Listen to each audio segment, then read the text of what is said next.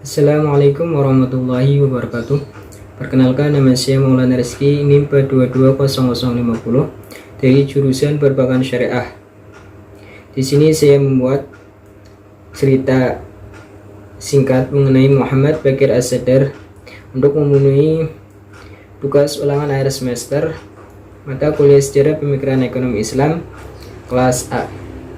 Muhammad Baqir As-Sadr lahir di kota Hadimiyah, kota yang berada di kawasan Baghdad yang berada di negara Irak.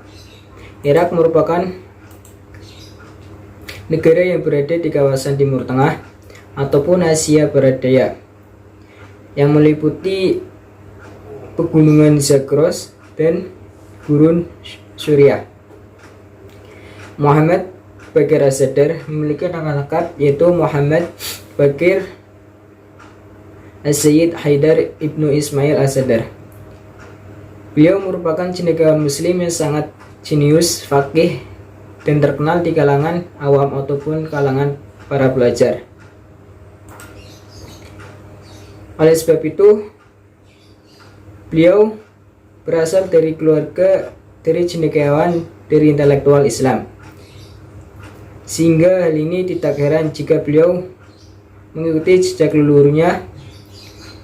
Beliau memilih untuk menuntut ilmu studi Islam di houses atau sekolah tradisional di Irak. Di sana beliau mempelajari berbagai ilmu seperti fikih, usul fikih, dan teknologi. Beliau telah melahirkan banyak tokoh kenamaan di Irak, Iran, dan Lebanon seperti Sayyid Madhab Syiah di Qurn atau Irak. Muhammad Al-Sadr adalah pemimpin religius yang memainkan peranan penting dalam revolusi Irak melawan Inggris di sebagian besar dilancarkan dan diorganisasikan oleh pemimpin-pemimpin religius. Beliau juga mendirikan Harus Al-Istiqlal atau pengawal kemerdekaan.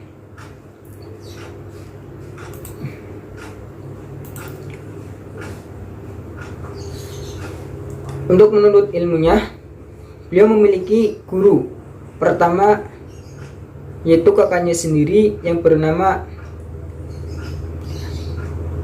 As-Sadr atau seorang ulama Sayyid Ismail. Pada usia 11 tahun, Muhammad Baqir As-Sadr mengambil studi atau pembelajaran logika dan menulis sebuah buku yang isinya mengkritik para filosof.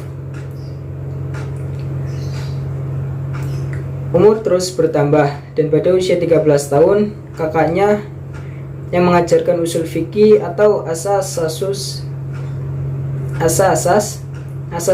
ilmu tentang prinsip-prinsip hukum Islam.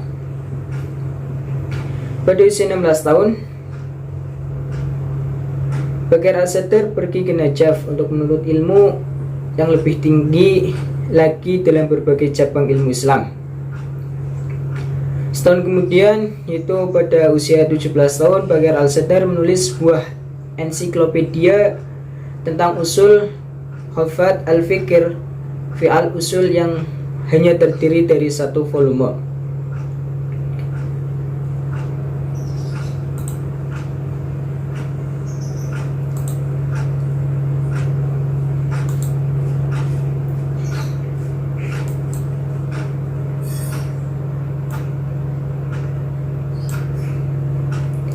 Kemudian ketika Muhammad Baqir As-Sadr menginjak usia 25 tahun, beliau mengajar Bahis Kharij. Saat itu Baqir As-Sadr lebih muda daripada murid-muridnya. Selain itu, Al-Sadr juga mengajar fikih dalam berbagai ceramahnya. Baqir As-Sadr kadang menganjurkan suatu gerakan Islam yang terorganisir dalam bentuk partai sentral yang dapat bekerja sama dengan naungan kaum muslimin dan untuk melahirkan sebuah perubahan sosial yang diinginkan dengan berbagai unit. Baqir As-Sadr dijuluki sebagai Bapak Hizb al-Dakwah al-Islamiyah atau Partai Dakwah Islam.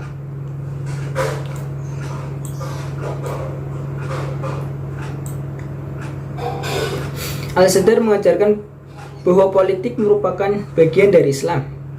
Beliau menyerukan kepada seluruh kaum muslimin untuk mengenali hazanah asli Islam dan melepaskan diri dari pengaruh eksternal ataupun khususnya pengaruh-pengaruh kapitalisme dan marxisme.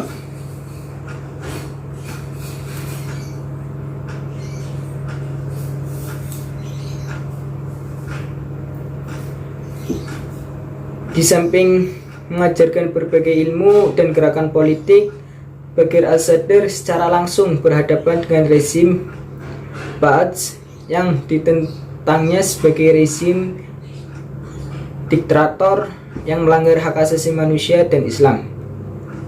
Akibatnya pada tahun 1977 Masehi dia ditahan dan dipindahkan ke Baghdad. Dalam kondisi seperti ini membuat saudara perempuannya yaitu bin al-Huda yang juga seorang sarjana teologi Islam gugur dan mengorganisir suatu gerakan yang menentang penahanan atas seorang marja. Protes juga dilakukan oleh gerakan lain di dalam maupun di luar Irak, sehingga Sadr berhasil dibebaskan meski tetap dikenai tahanan rumah selama 8 bulan.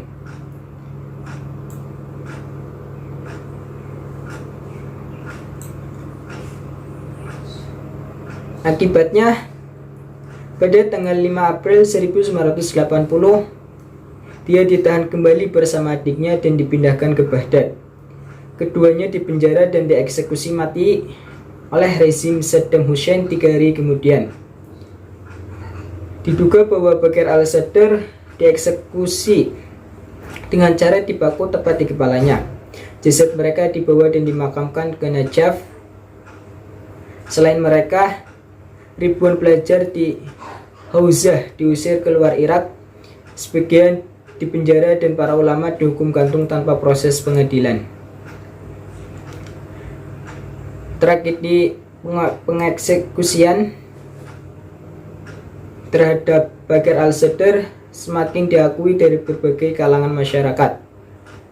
Namanya melintas jauh ke Eropa hingga Amerika Serikat. Singkat cerita, beliau meninggal atau wafat pada tahun 1980 dikarenakan dihukum dengan eksekusi dipaku tepat di kepalanya oleh rezim Saddam Hussein.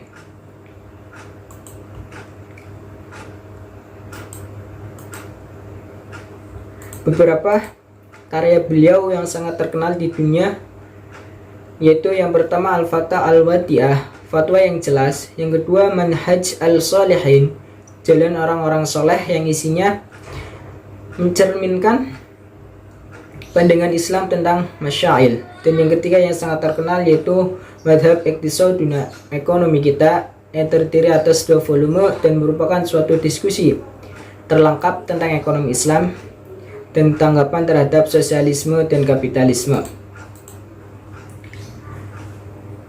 Madhab Iqtisaduna sendiri bukan hanya sekedar terjemahan dari ekonomi.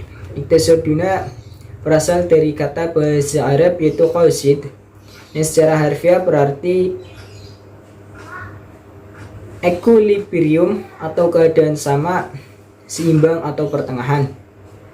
Sejalan dengan itu, maka semua teori yang dikembangkan oleh ilmu ekonomi konvensional ditolak dan dibuang. Sebagai gantinya, mazhab ini berusaha untuk menyusun teori-teori baru yang langsung digali dan dieksekusi dan didedukasi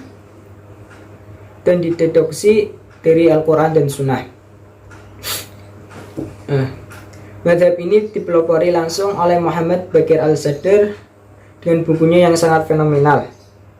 Iqtisaduna atau ekonomi kita berpendapat bahwa ilmu ekonomi tidak pernah bisa sejalan dengan Islam. Ekonomi tetap ekonomi dan Islam tetap Islam, keduanya tidak akan pernah dapat disatukan karena keduanya berasal dari filosofi yang saling kontradiktif, yang satu anti-Islam, yang lainnya Islam. Terima kasih untuk storytelling dari saya mengenai Muhammad Bakir As-Satter. Apabila ada kesalahan ataupun informasi yang kurang tepat, mohon dimaafkan. Cukup sekian. Wassalamualaikum warahmatullahi wabarakatuh.